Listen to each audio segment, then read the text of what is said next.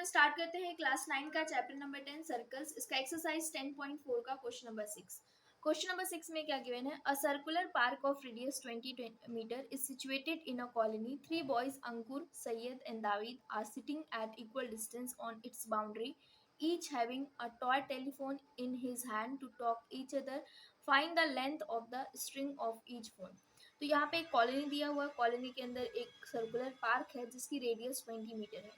3 boys हैं, अंकुर, Syed and David. ये बैठे हुए हैं उस बाउंड्री के ऊपर, मतलब जो पार्क है, पार्क की बाउंड्री के ऊपर बैठे हुए हैं। इक्वल डिस्टेंस है उनके बीच में और उनके हाथ में एक टॉय टेलीफोन है जो कि बात करने के लिए। तो हमें यहाँ पे फाइंड आउट करना है जो लेंथ है स्ट्रिंग की ईच फोन की, तो वो हमें कितनी है वो बतानी है। तो देखो, मैंने यहाँ पे बैठा दिया अंकुर को, यहाँ पे बैठा दिया सैयद को, यहाँ पे दाविद को। तो इनके बीच की डिस्टेंस कितनी है? सेम है, मतलब ए एस जितना होगा उतना ही एस टी होगा, उतना ही डी ए होगा। तो मुझे अगर एक भी मैं फाइंड आउट कर लेती हूँ, ए एस फाइंड आउट कर लूँ या एस टी फाइंड आउट कर लूँ या डी ए फाइंड आउट कर लूँ, तो मुझे तीनों की तीनों लेंथ यहाँ पे पता चल जाएंगी, क्योंकि ये तीनों लेंथ कैसी हैं? इक्वल है। तो सबसे पहले मुझे जो चीज़ गिवन में है मैं उसको लिखूंगी। गिवन में हमें रेडियस बता दिया गया है कि रेडियस कितना है? 20 मीटर है। और दूसरी चीज़ ये बता दिया गया है कि इक्वल डिस्टेंस पे ये बॉयज हैं, बैठे हुए हैं। तो यहाँ से हम ये बोल सकते हैं कि A S is equal to S T is equal to D A. ये तीनों इक्वल डिस्टेंस है। मान लेती हूँ मैं इसकी लेंथ एक्स है। ओके, अब मुझे प्रूफ क्या, सॉरी, फाइंड आउट क्या करना है? टू फाइंड में हम यहाँ पे फाइंड में लिखेंगे x की वैल्यू फाइंड आउट करनी है। तो अगर मुझे x की वैल्यू फाइंड आउट मिल जाती है तो मतलब dA की वैल्यू मिल गई, इसका मतलब ST की वैल्यू मिल गई, इसका मतलब AS की वैल्यू मिल गई। तो मुझे सिंपल x की वैल्यू फाइंड आउट करनी है। ओके, अब हम क्या करेंगे? इस सम को करने से पहले मैं आपको कुछ कॉन्सेप्ट बताना चाहती हूँ। कॉन्सेप्ट क्या है कि अगर आपके पास एक ट्राइंगल है, पहला कॉन्सेप्ट फर्स्ट, अगर आपके पास एक क्या है? ट्राइंगल है। उस ट्राइंगल्स के तीनों वर्टाइसेस से होकर अगर एक सर्कल गुजरती है, सर्कल, ये थोड़ा गलत बन गया, पहले मैं सर्कल बना लेती हूँ, फिर इसके बाद ट्राइंगल के तीनों वर्टाइसेस इसमें टच करा देती हूँ। तो ये तीनों वर्टाइसेस से होके क्या हो रहा है? एक सर्कल गुजर रहा है। ठीक, तो ये जो सर्कल है इसे हम क्या बोलेंगे? सरकम सर्कल। सरकम सर्कल बोलते हैं, सरकम सर्कल। क्योंकि क्या कर रहा है? ये तीनों जो ट्राइंगल के तीनों वर्टाइसेस को टच होके निकल रहा है, तो इसे हम क्या बोलेंगे? सरकम सर्कल। तो इसका जो सेंटर होगा उसे हम क्या बोलेंगे? इसका जो सेंटर, मैं मान लेती हूँ सेंटर यहाँ पे है, तो उसे हम बोलेंगे सरकम सेंटर। सरकम सेंटर, ये कॉन्सेप्ट पहला हुआ। दूसरा कॉन्सेप्ट ये है, कॉन्सेप्ट टू में ये है कि अगर आपके पास क्या दिया हो, मैं मान लेती हूँ एक ट्राइंगल है, हमारे पास एक ट्राइंगल है। इस ट्राइंगल में मैं क्या कर रही हूँ? खींच रही हूँ मीडियन तीनों वर्टाइसेस से। यहाँ पे मीडियन खींचा। मीडियन क्या होता है? साइड को दो इक्वल पार्ट में डिवाइड कर देता है जिस साइड पे गिरता है। तो जैसे ये साइड पे गिरा तो ये इसको दो इक्वल पार्ट में डिवाइड कर देगा। फिर इस वर्टाइसेस से मैंने एक मीडियन खींचा, फिर इसी तरीके से इस वर्टाइसेस से एक मीडियन खींचा। तो यहाँ पे ये जो, जहाँ पे तीनों मीडियन मिल रहे हैं, तो इसे हम क्या बोल देते हैं? सेंट्रॉइड। क्या बोलते हैं? सेंट्रॉइड बोलते हैं। अब इक्विलेटरल ट्राइंगल, क्योंकि देखो ये तीनों लेंथ बराबर है, इसकी लेंथ तीनों की बराबर है, इसका मतलब ये कैसा ट्राइंगल हुआ? इक्विलेटरल ट्राइंगल हुआ। अब इन्हीं दोनों कॉन्सेप्ट को मैं इसमें अप्लाई करूँगी। इक्विलेटरल ट्राइंगल एक ऐसा स्पेशल ट्राइंगल है कि जैसे ये सर्कल था, ये क्या हो गया? सरकम सर्कल। इसका मैं मान लेती हूँ ये सेंटर हो गया, ये क्या है? सरकम सेंटर है। तो इसका जो सेंट्रॉइड होता है ना, वो सेम पॉइंट होता है। सरकम सेंटर और सेंट्रॉइड किस केस में? इक्विलेटरल ट्राइंगल के केस में। मतलब ये ही सरकम सेंटर होगा और यही क्या होगा? सेंट्रॉइड होगा। इसका मतलब कि जो मीडियन होगा वो सरकम सेंटर से, मीन्स की सेंट्रॉइड से होके पास होगा। तो यहाँ पे मैंने 3 मीडियन खींचे हुए हैं, तो ये इसका क्या हो गया? सेंट्रॉइड हो गया। अब सेंट्रॉइड हो गया तो इक्विलेटरल ट्राइंगल में एक और ख़ास बात है कि जो मीडियन होता है, और जो यही लाइन मीडियन भी होती है, यही लाइन एल्टीट्यूड भी होती है। एल्टीट्यूड का मतलब कि जो परपेंडिकुलर है, मीन्स कि यही लाइन क्या करेगी? इस यहाँ पे 90 डिग्री बनाएगी। Same line altitude, same line median, same line angle bisector, ये हम नहीं पढ़ेंगे इसमें। Same line angle bisector, angle bisector मतलब दो इक्वल, यहाँ पे जो एंगल 60 डिग्री है ना तो 30 डिग्री में डिवाइड करेगा। सेम लाइन परपेंडिकुलर बाइसेक्टर होती है। तो इसी लाइन को देखो, यहाँ से हमें यहाँ कॉन्सेप्ट समझ में आया कि यही लाइन क्या है, मीडियन है।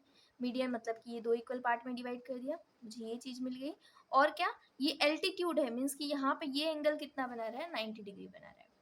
इसी कॉन्सेप्ट को हमने यूज़ कर लिया। अब क्या होता है कि जो सेंट्रॉइड होता है, सेंट्रॉइड क्या होता है कि तीनों मीडियन का जहाँ पे पॉइंट ऑफ इंटरसेक्शन होता है, तीनों मीडियन जहाँ पे मिलते हैं उसे हम क्या बोलते हैं, सेंट्रॉइड।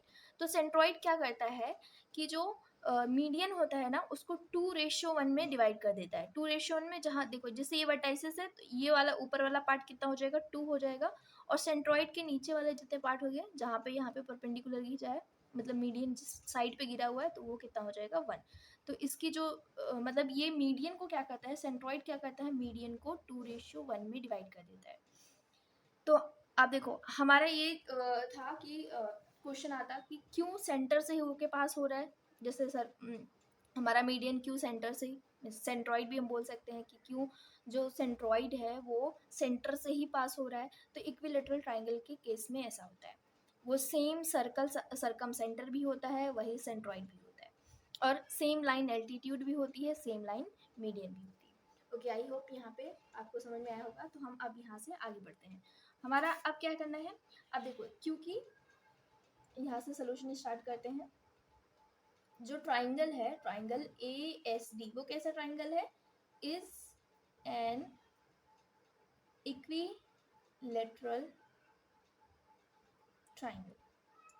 अब ये इक्विलेटरल ट्राइंगल है। तो इक्विलेटरल ट्राइंगल के केस में मैंने बताया कि जो सेंट्रॉइड होता है वो क्या करेगा, इस मीडियन को, मीडियन कौन सा है, AM को डिवाइड कर देगा 2:1 के फॉर्म में। तो OA की वैल्यू, या AO लिखो, AO रेशियो OM, ये कितना हो जाएगा, 2:1 हो जाएगा। अब मैं इसको ऐसा भी लिख सकती हूँ, AO upon OM is equal to 2/1। अब हम यहाँ पे OA क्या है, ये सेंटर है, सरकम सेंटर है। तो सरकम सेंटर से यहाँ तक की डिस्टेंस सर्कल पे जाके टच हो रही है, तो ये क्या हो जाएगा, रेडियस। इसका मतलब इसकी वैल्यू कितनी है, 20। तो OA की वैल्यू, AO की value 20, OM is equal to 2/1। यहाँ से कट हो जाएगा, 2 1 जा 0, तो क्रॉस मल्टीप्लाई करेंगे तो OM की वैल्यू, OM 1 जा OM, 10 1 जा 10, तो इसकी वैल्यू कितनी आ गई, 10 आ गई।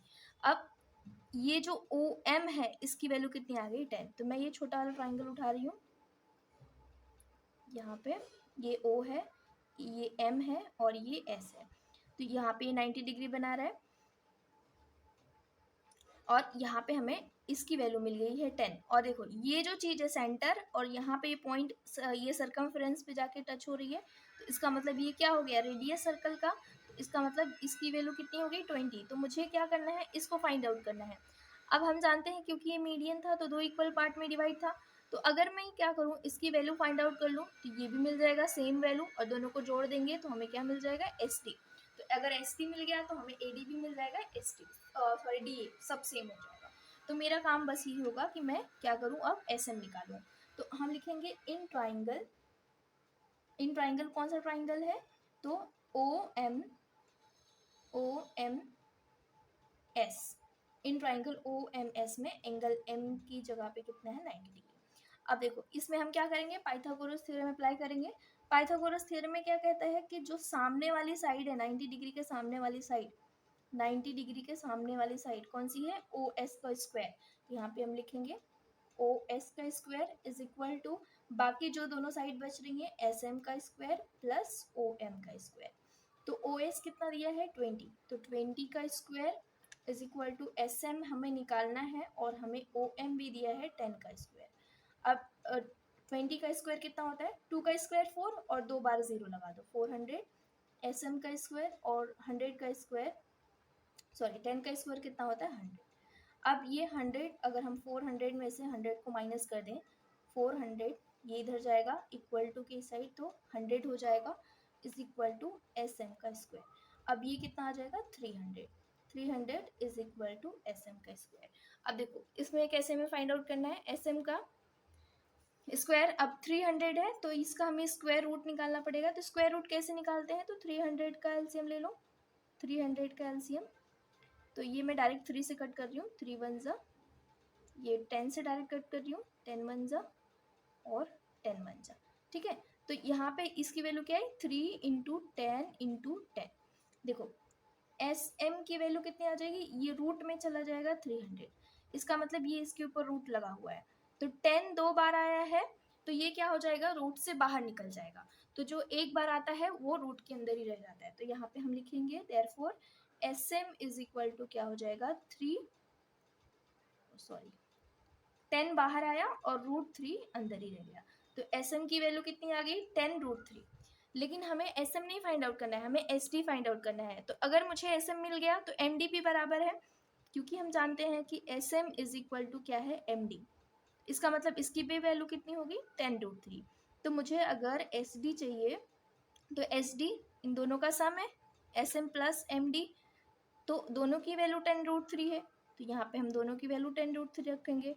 अब देखो ये √3 वाले कैसे जुड़ते हैं, बस ये 3 को ऐसे ही रखो, 3 को ऐसे रखो। बस ये कितने टाइम्स है, ये 10 टाइम्स है, ये भी 10 टाइम्स है। तो 10 + 10 इसको जोड़ो, 10 + 10।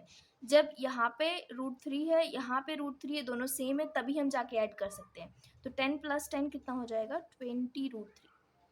अगर इसी की जगह पे जैसे अगर यहाँ पे ऐसा दे दिया होता 10√3 + 5√4 सॉरी 5√7, तब इसको जाके हम ऐड नहीं कर सकते, क्योंकि रूट में यहाँ पे अलग वैल्यू है और यहाँ पे अलग वैल्यू है। यहाँ पे सेम वैल्यू थी इसलिए हमने इसको क्या कर दिया, ऐड कर दिया। तो एस डी की वैल्यू कितनी आ गई, 20√3। अब ये 20√3 है तो मतलब ए एस की वैल्यू भी √3, ए डी की वैल्यू भी √3 है।